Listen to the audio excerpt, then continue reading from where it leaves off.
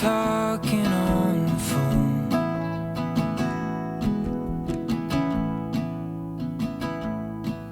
But hey, 你好，我是独活男子 Leslie， 欢迎收看我的日本生活记录影片。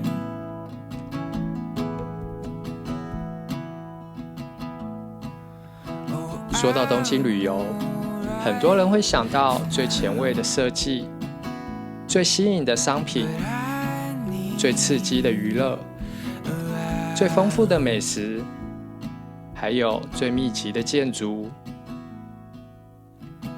在快节奏的世界中，除了被外在的光彩所吸引，偶尔是不是也会想放慢脚步，听听内心的声音？距离东京市中心不到1小时的车程，有一个米其林3星的自然景观，可以暂离都市的喧嚣，重回大自然的怀抱。海拔599公尺的高尾山上，有君临天下的开阔视野，也有历史古韵的寺院。下山后，还有造型时尚的博物馆，以及能放松身心的温泉。用1天的时间，跟我一起暂时逃离喧闹的都市，感受高尾山抚慰人心的力量吧。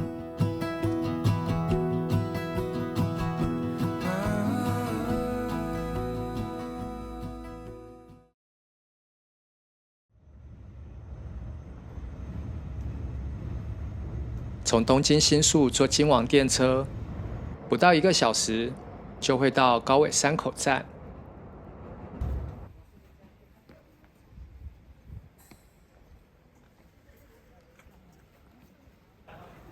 车站以高尾山杉木为主要建材，是建筑大师隈研吾操刀设计的作品，是一座与大自然融合的车站。出了车站右转，走过土产和荞麦面店，就会看见缆车站。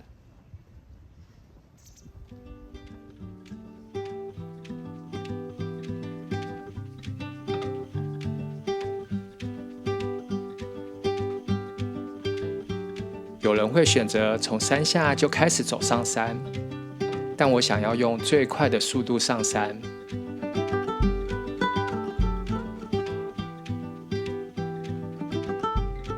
这条缆车是1927年开通，连接高低落差271公尺的登山路线。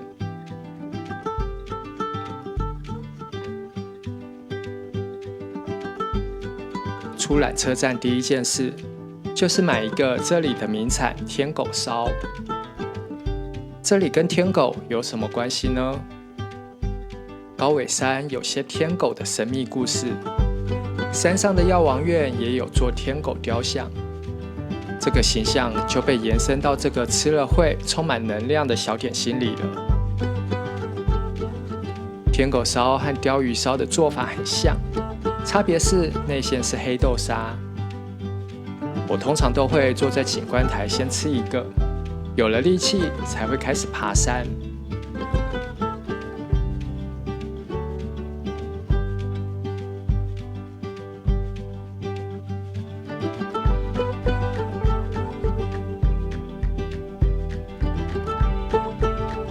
沿途很多高耸露天的杉木，有些杉木推测树龄都超过400岁了。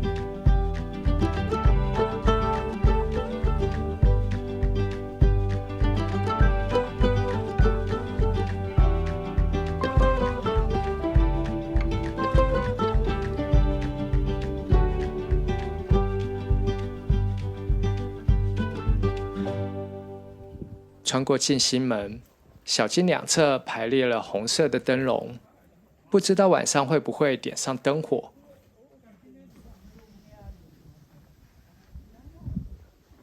高尾山自古以来就受到保护，所以自然色彩非常浓厚。从1967年开始，被指定为明治之森高尾国定公园。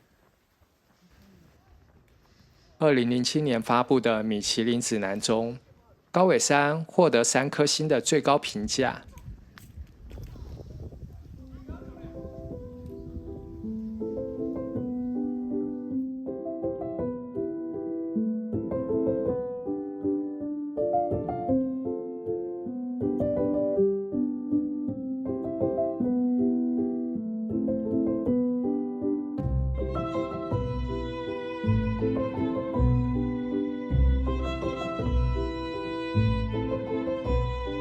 走过山门，就会看到范神大权县大神的侍从鼻高天狗与无天狗。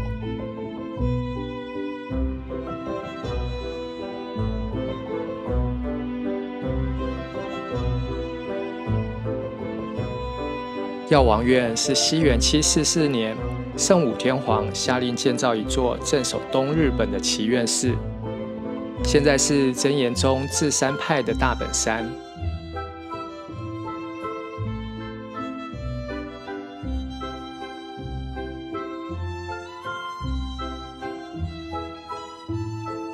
高尾山自古以来就被誉为修验道之山。修验的人被称为山伏，因为他们会躺在山上和田野里修行。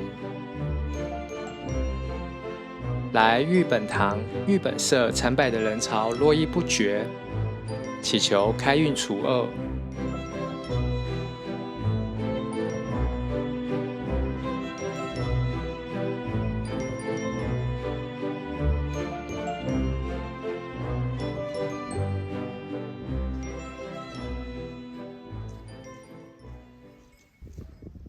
净化身心之后，就继续攻顶之路。虽然说是爬山，但沿途的路况很好，甚至铺了木头栈道，走起来不太费力。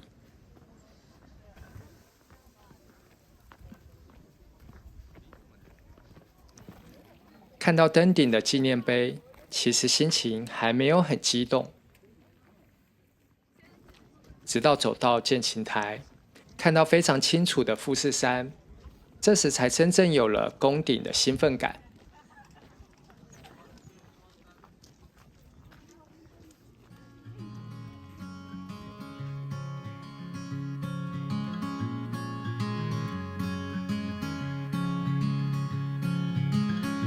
Later on in the night, when the crowds have gone, we could talk 很多人坐在剑琴台，一边欣赏富士山，一边野餐。这里完全没有垃圾，大家都很努力，一起维护这里的环境。cancel all our plans. 山上有间游客中心， We don't 分享了高尾山的历史及自然环境， just can't. 还收集了一些登山路线资讯，以及野生动物的足迹回报。 Stay in this moment, never think about going. Won't you stay with me for a little while? Got myself free falling deep into your 其实这是我第3次来爬高尾山了， came to me with 这里让我一来再来的吸引力，除了开阔的视野，能刺激更多人生的思考。走过充满灵力的药王院，也能净化心中的杂念，心都被抚慰了。如果想在东京有点不同的体验，可以来这座山走走，体验和都市截然不同的风景。 this moment, never think about going. Won't you stay with me for a little while?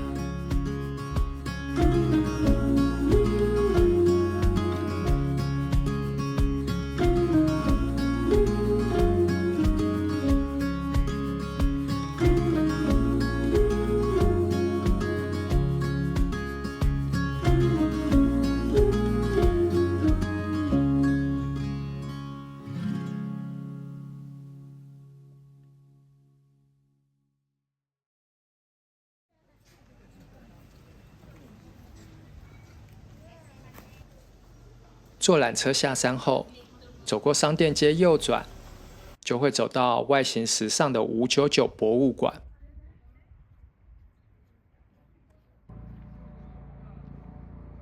以高尾山的高度599为名的博物馆，里面当然是展示这座山的各种魅力。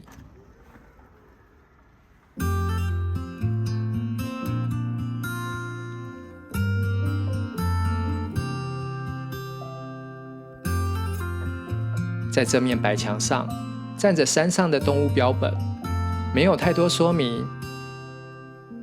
一开始感觉有点单调，直到整点的时候，这里会播放光雕投影，我才惊觉这面墙展示的内容实在太丰富了。两段故事在整点轮流播放，比如说小孩会被这段声光影音给吸引，连大人在这里都会看得目不转睛。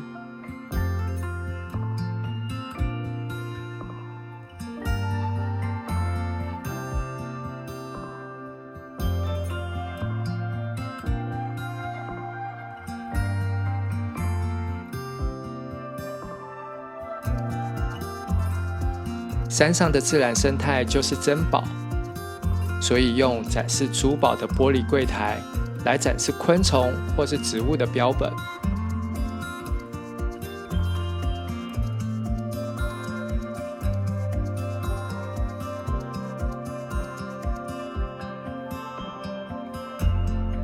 有些展示品还能用手来感受温度哦。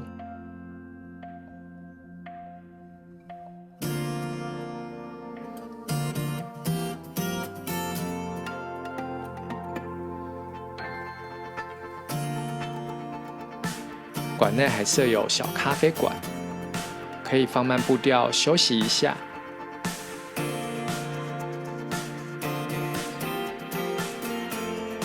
这是一间免费参观的设施，而且互动体验做得不错，非常适合在爬完山之后，带小朋友顺道过来学学新知识。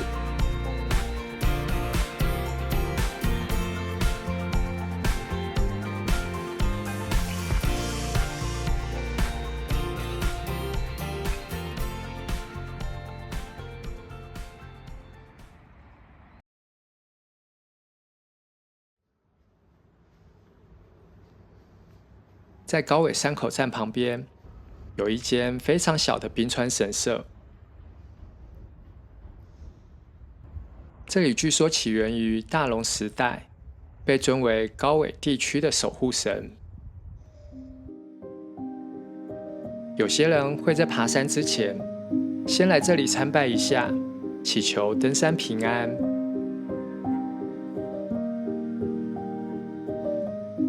透过鸟居看着车站，提醒我回程的时间快到了。不过回市区之前，还有个放松身心的体验。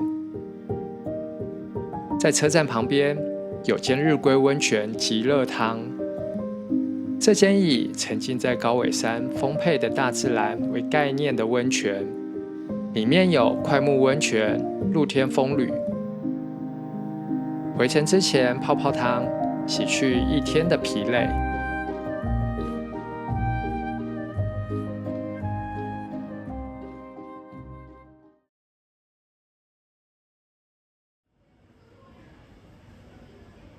白天的东京是穿着西装的商务人士，形象专业，但总感觉有股距离感。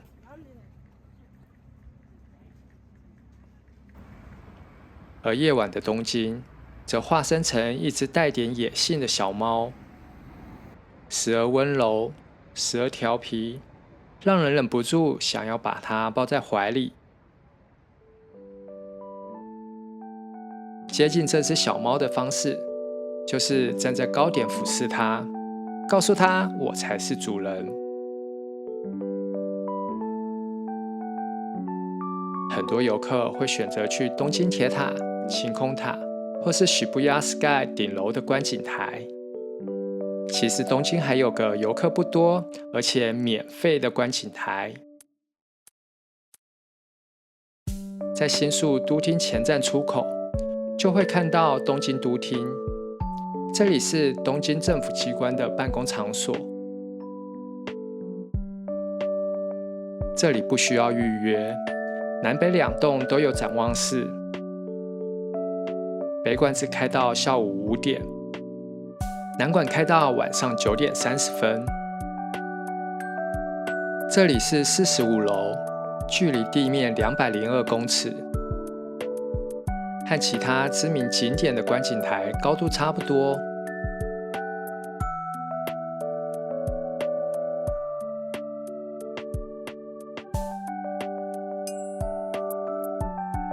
光是免费这一点就很值得上来一趟，加上附近餐厅很多，非常适合当作一天之中的最后一个行程。